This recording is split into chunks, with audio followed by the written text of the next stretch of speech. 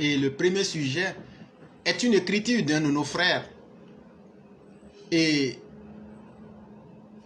le sujet a pour titre « Prise en otage des 49 soldats ivoiriens au Mali ». L'hypothèse du camouflage et de la diversion. Dans une opposition ivoirienne pragmatiquement indigente et en échec politique en Côte d'Ivoire, accusée pour dissimuler une complicité et détourner l'attention publique hors d'un échec politique de cette opposition. Que recouvre l'offensive médiatique d'accusations et surtout de désinformations engagées par certains groupements de l'opposition ivoirienne pour retourner contre le RHDP la scandaleuse prise en otage des 49 soldats de l'armée nationale ivoirienne par une junte au pouvoir au Mali. Le PPACI de M. Laurent Gbagbo en minuscule et le PDCI de Henri Konan Bédié en minuscule et leurs divers satellites auraient-ils décidé de faire diversion en détournant sur leur invincible adversaire local, le RHDP, le soupçon de leur propre plausible culpabilité dans la prise en otage des 49 soldats ivoiriens dont ils semblent de plus en plus être les tireurs de ficelles. Auraient-ils décidé, ces opposants, d'instrumentaliser de manière opportuniste cette prise en otage pour dissimuler leur incapacité à relever en Côte d'Ivoire le défi de leur redéfinition programmatique et sociale dans la lutte politique et électorale de ce pays qu'est la Côte d'Ivoire? On sait que les stratégies de diversion et de camouflage sont une vieille ficelle des luttes politiques. Les circonstances plaident pour cette interprétation, étant donné que, contrairement à leurs vœux, le président de la République, son Excellence Alassane Dramane Ouattara, n'a pas consenti à satisfaire, à l'occasion de la fête nationale du 7 août 2022, aux diverses demandes oligarchiques et autocratiques de ses opposants mal inspirés. En l'occurrence, en cette affaire opportune qui a tout l'air de ressembler à stratégie d'échappatoire ourdie par un groupement politique pris au piège de ses contradictions internes, ces partis et fractions de l'opposition ivoirienne tirent un quadruple avantage évident. Premier avantage, la prise des otages au Mali permet à l'opposition de faire pression sur le gouvernement afin de contraindre celui-ci, par la menace du chaos, à accéder à leurs demandes autocratiques et oligarchiques. Deuxième avantage qu'ils comptaient tirer, bien sûr les opposants, faire diversion à travers la prise en otage de nos soldats afin de camoufler leur complicité active dans un acte probable d'intelligence avec un État étranger dans l'objectif de déstabiliser politiquement le gouvernement et l'État dans la continuité de l'insurrection télécommandée d'octobre 2020. Abrité sous la thématique autocratique et oligarchique de la réconciliation, le programme d'insurrection télécommandée comme plan B et recours stratégique pour pallier à un échec politique n'a jamais été abandonné par cette fraction des opposants. Troisième avantage que les opposants comptaient tirer, détourner l'attention de l'opinion publique hors de leurs incapacités à s'inscrire comme opposition constructive dans le jeu démocratique pluraliste ivoirien. Cacher donc une incapacité foncière à offrir une alternative politique aux Ivoiriens, cause de leurs échecs électoraux probables à venir. Comment on peut sauver le direct? Donc on va continuer. Donc troisième avantage que cette opposition comptait tirer, détourner l'attention de l'opinion publique hors de leur incapacité à s'inscrire comme opposition constructive dans le jeu démocratique pluraliste ivoirien, cacher donc une incapacité foncière à offrir une alternative politique aux Ivoiriens, cause de leurs échecs électoraux probables à venir, se poser prévisionnellement en victime imaginaire, manipulation électorale face à un adversaire stigmatisé. Quatrième avantage que ces opposants morbides comptaient tirer, c'était d'adopter le beau rôle de la modération en accusant le gouvernement d'être d'un extrémisme va-t-en-guerre contre le Mali. Le problème du moment en Côte d'Ivoire consiste donc en ce qu'une opposition incapable d'occuper dans les règles de l'art son rôle fonctionnel dans le corps politique national ivoirien ait décidé de manipuler et d'instrumentaliser dans la lutte politique nationale une prise en otage des soldats nationaux par une junte étrangère en vue de tenter de renverser l'ordre démocratique légalement et régulièrement établi en Côte d'Ivoire. Au demeurant, n'est-il pas évident que depuis le début de ce triste et regrettable feuilleton, le gouvernement ivoirien adopte, conformément au principe de tempérance qui est le sien, le ton de la modération et choisit de régler ce différend malheureux par les voies de la diplomatie. C'est un texte qui est écrit par un de nos frères, Alexis Diette. Très beau texte. Quand je l'ai vu, j'ai bien aimé ce texte-là. Et ça nous démontre de toute la vilainie de cette opposition, toute tendance confondue, qui n'a pas encore abandonné son projet de déstabiliser le régime d'Alassane Ouattara. Et comme ils l'ont dit à Daoukro, jusqu'en 2025, ils feront tout pour faire tomber le régime d'Alassane Ouattara. Sujet numéro 2. Transfert d'argent. Les transferts vont-ils disparaître en Côte d'Ivoire? Dans tous les pays du monde, l'emploi est la finalité. L'objectif même de toutes les politiques économiques mises en œuvre par les gouvernements. La réduction de la pauvreté ne peut vraiment être atteinte que par la création d'emplois. Tout pays avec un fort taux de chômage sera toujours instable parce que le chômage est un facteur d'appauvrissement de la population. Tout chômeur est plus ou moins à la charge d'un actif sur lequel il fait peser des dépenses. Lorsqu'un ménage passe de 10 à 6 membres parce que les 4 autres ont trouvé du travail, pour le chef de ce ménage, le coût de la vie baisse automatiquement. Ainsi, l'emploi a une incidence directe sur le coût de la vie et donc est facteur clé de la stabilité sociale et par extension de la stabilité politique même d'un pays.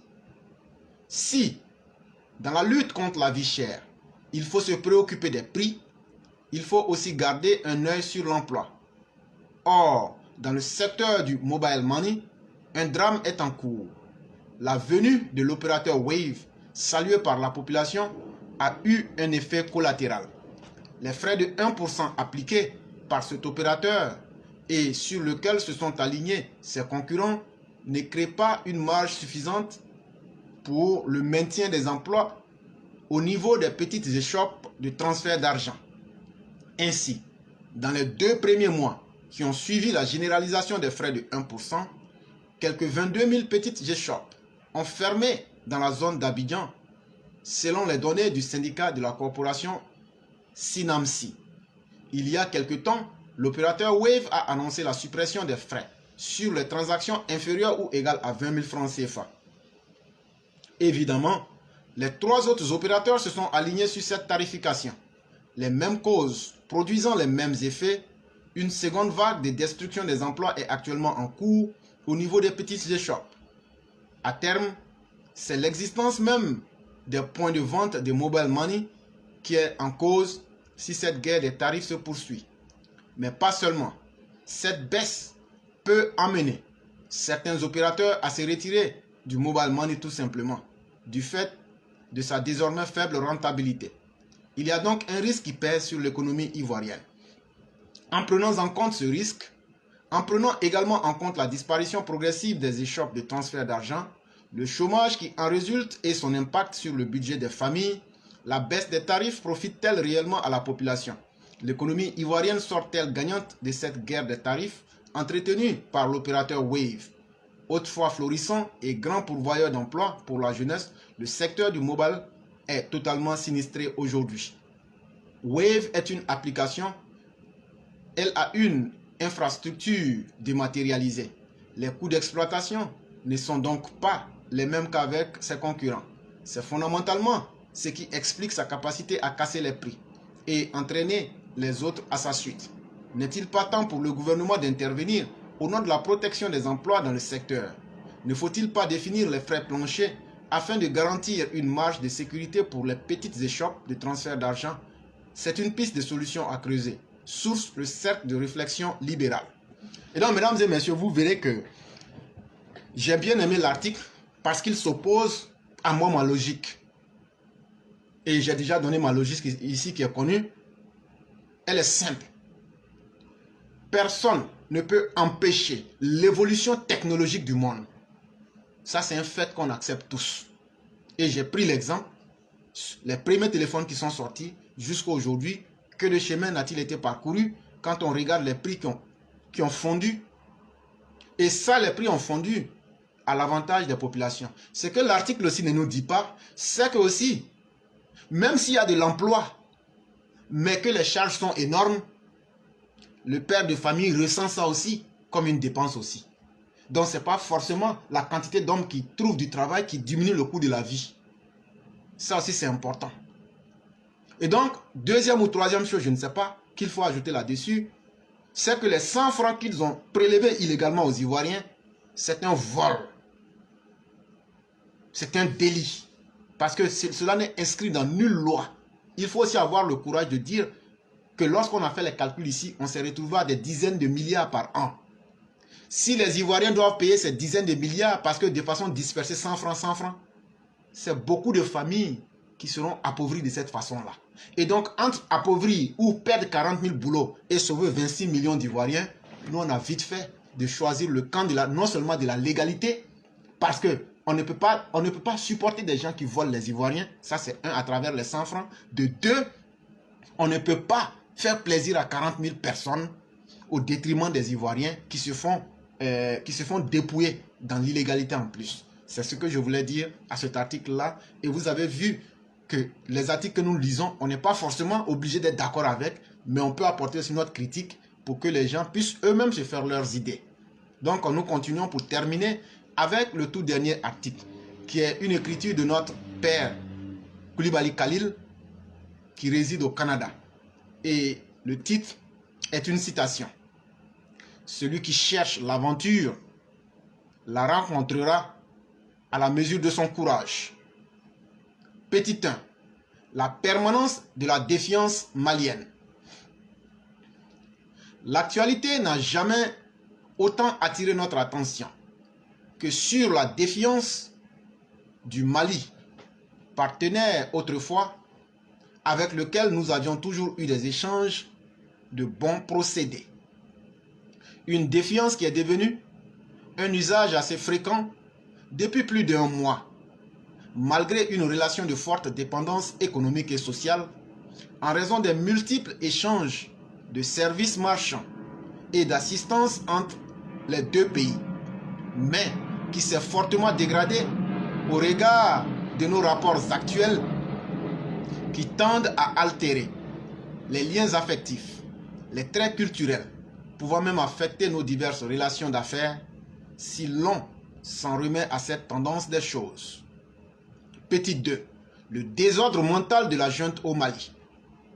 Cette junte, soumise à des incitations bien plus qu'obscures, exhibe ses muscles qui réfléchissent le spectre d'intimidation de conflits armés contre la Côte d'Ivoire, plutôt que de les utiliser contre sa première menace qu'elle a du mal à vaincre depuis plus de 10 ans, en l'occurrence les djihadistes.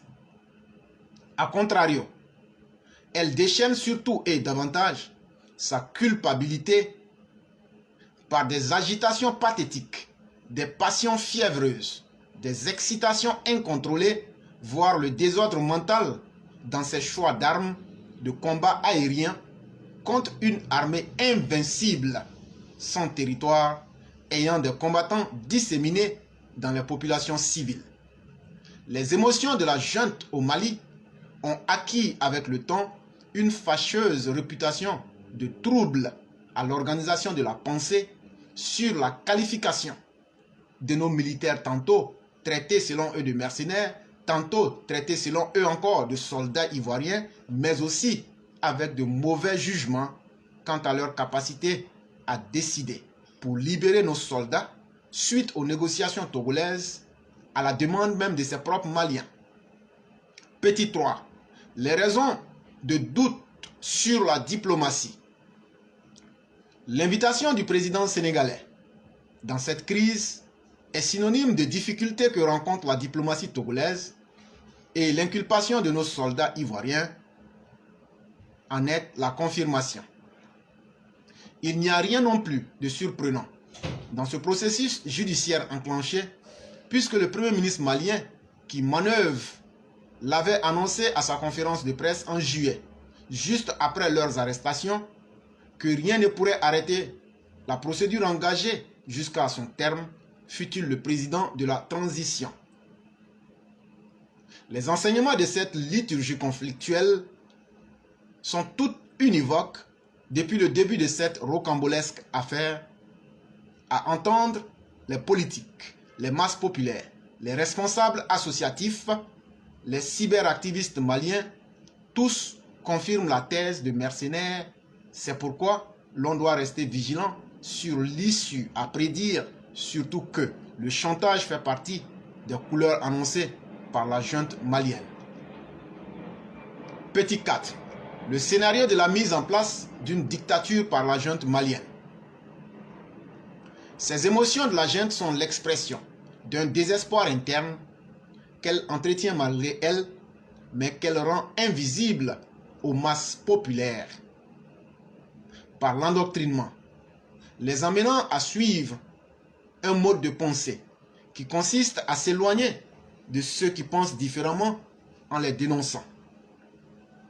Ainsi, l'opposition malienne, qui est dans l'œil du cyclone, trouve refuge dans le silence verbal. À regarder faire ou simplement s'enfuir. Aucune autre alternative ne leur est possible. Et comme prévu, Mariko en fuite, Kaojim en exil, Moussa Mara placé sous contrôle judiciaire. Pour ne pas citer que ceux qui en ont, ceux qui sont, pour ne pas citer ceux qui en sont déjà morts. En faisant appel au complot politique de Moscou, à son armement, à ses mercenaires présents sur le sol malien, la junte malienne crée sa dépendance économique militaire, la seule compétence d'ailleurs qu'elle propose à tous les pays pauvres en conflit ou en difficulté. De ce fait, elle impose un système d'invasion organisé autour d'un événement comme c'est le cas au Mali, pour donner l'impression aux bénéficiaires, aux abois, qu'ils montent en puissance, en apparence, avec quelques armements datant de 1960, mais qui en réalité, leur objectif final est la prédation dans l'enlisement à plus long terme, comme en Centrafrique ou au Soudan. Petit 5. La justification du pouvoir en monarchie. La propagande sans morale fait partie des enjeux de persuasion des esprits faibles des Maliens pour les conduire aveuglément en erreur. Dans le prolongement de ce processus, de nombreuses études révèlent que moins les masses pauvres ont accès à une information riche et abondante, plus les hommes politiques les manipulent facilement pour rendre leurs avis conformes à ce que la politique souhaite.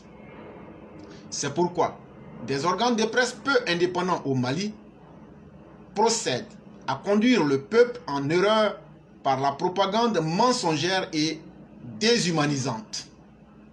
Raison pour laquelle RFI, France 24 ont été bâillonnés pour éviter la contradiction. Petit 6. le choix intelligent de la riposte ivoirienne. En face de toute cette émotion d'intrigue politique malienne, le gouvernement ivoirien a utilisé la raison, ce qui lui a permis d'éviter que le problème artificiel créé par une junte aux abois ne devienne une difficulté pour lui, mais qu'il le soit pour la junte elle-même. En sciences sociales, cette pratique est connue et elle ressort de l'intelligence émotionnelle. De ce fait, toutes les toxicités, les plans de la junte et de ses conspirants dans la prise en otage de nos soldats ont été déjoués. Ces problèmes qui se sont transformés en difficultés pour les Maliens du fait des dédales contradictoires de leurs autorités sur le qualificatif à coller à nos soldats ivoiriens, le Premier ministre malien, artisan de ces complications, s'est vu probablement opposer un syndrome du burn-out. C'est une conséquence d'une difficulté qui oppose le corps au cerveau. Nous n'en dirons pas plus, par insuffisance de preuves à ce sujet. D'aucuns vous disent qu'il souffrirait d'AVC, mais nous attendons de voir. En conclusion, disons que le choix de la voie judiciaire en dépit de la négociation togolaise, le président sénégalais en renfort diplomatique, espérons-le, donnera l'occasion à la junte au Mali de se raviser en prononçant un non-lieu par rapport à l'inculpation des soldats ivoiriens pour faire amende honorable devant son propre peuple malien à qui il aurait menti plus de 40 jours, ou d'ouvrir la porte à une escalade de crise à l'issue incertaine. C'était un article de notre père aîné bien-aimé, M. Koulibaly Khalil, cadre RHDP résident au Canada. Donc, mesdames et messieurs, nous avons fini la présentation du jour. Je vais de ce pas passer à notre mère, Madame Blanc, qui va lire aussi son article. Et lorsqu'elle aura fini, vous allez pouvoir poser les questions. N'appelez pas pour l'instant, ne faites pas de messages, laissez ça comme ça. Lorsqu'on aura fini, qu'on va vous dire, vous pouvez appeler, c'est le moment.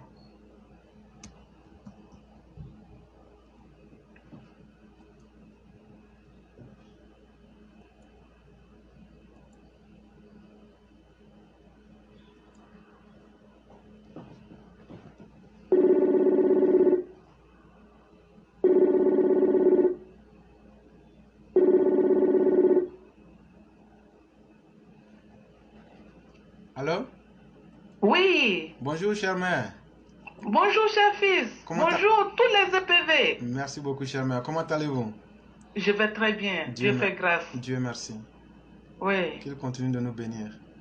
Oui. Okay. Amen. Donc, vous avez la parole.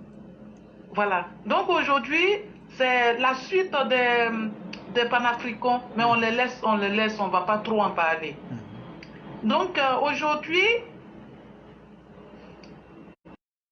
hier, nous évoquions cette horde de hyènes hématophiles. Ces Africains qui ont en poche plusieurs passeports de pays européens, les précieux précurseurs ont toujours eu une reconnaissance. Peu importe les grands chantiers qu'ils ouvrent et où ils œuvrent pour le bien-être des autres. Ils sont mal rétribués. Ils nous font penser à un lion, ce chasseur habile qui se voit arracher sa proie par une bande de au prix de gros sacrifices.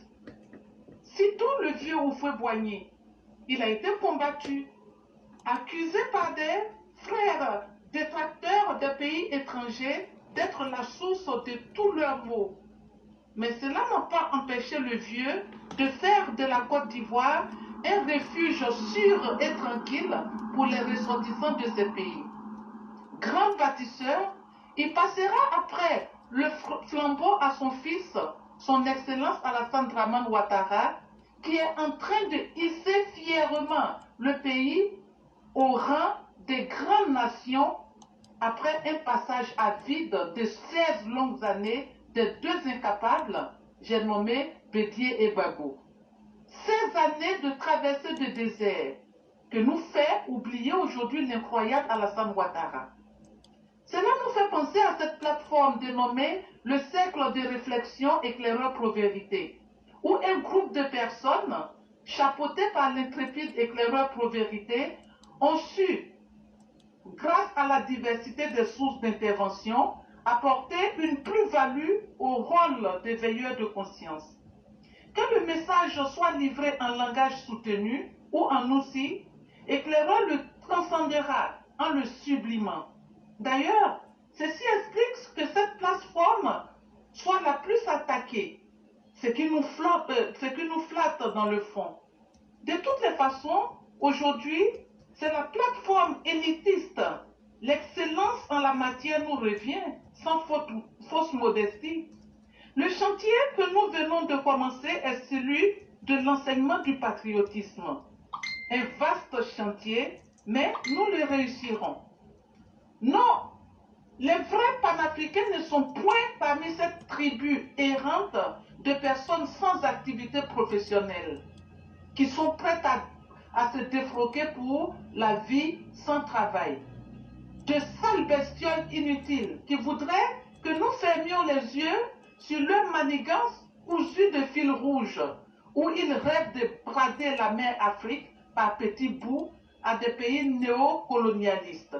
Oui, les vrais panafricains ne se réclament pas d'en être. Ils agissent pour le bien de tous les enfants de l'Afrique sans distinction. Et je viens d'en citer quelques-uns. Merci beaucoup, mon fils. Merci beaucoup, chère mère, pour ce beau et brillant texte, comme d'habitude. Et comme vous l'avez dit, si nous n'avions pas Alassane Ouattara, qu'aurait été la Côte d'Ivoire?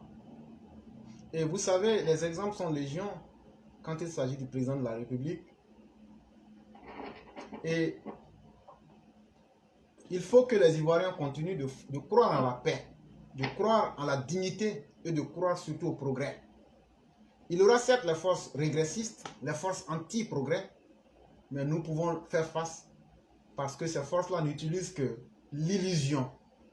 Comme si c'est eux qui aiment les Africains plus que les Africains. Si vous aimez les Africains, allez combattre la pauvreté. Si vous aimez les Africains, éduquez-les comme nous le faisons sur cette plateforme-là avec les vraies informations. Ce que j'ai dit là, j'ai donné les sources. Et je dis, s'il y a des gens qui peuvent apporter la contradiction, nous serons les hommes les plus heureux. Toutes les informations que je donne et que nous donnons ici, pourquoi vous ne venez pas contester? Mais venez pour dire, mais tu la fermes, monsieur, parce que ce que tu dis est faux. Et c'est de ça, des gens comme nous, que l'Afrique a besoin, où on dit aux gens, voilà ce qui est bon pour vous, voilà ce qui est vrai. Le reste, vous décidez vous-même. Vous ne pouvez pas embobiner le peuple africain, dire, oh, on est panafricain, on aime les Africains, alors qu'on a un passeport français caché en poche. Quand on est un digne Africain, on ne cache pas, on ne fait pas un double jeu. On est vrai avec, parce que nous y avons des parents, parce que nous nous sentons africains. Nous n'avons pas besoin de chanter notre africanité, nous la vivons déjà. Mais nous essayons d'aller au-delà de notre condition pour essayer de créer un monde meilleur pour les générations à venir.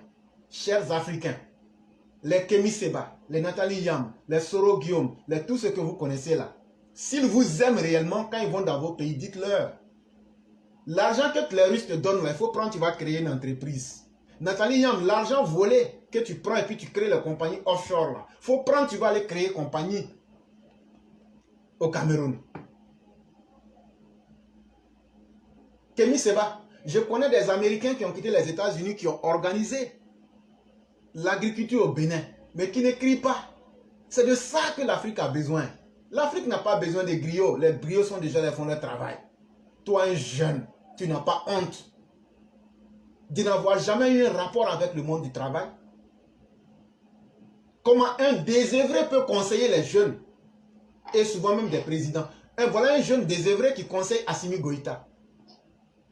Voilà un monsieur comme Franklin Nyamsi qui est incapable d'être enseignant à Paris et qui rejette ses faiblesses et ses manquements pour s'illustrer, pour s'improviser conseiller d'Assimi Goïta.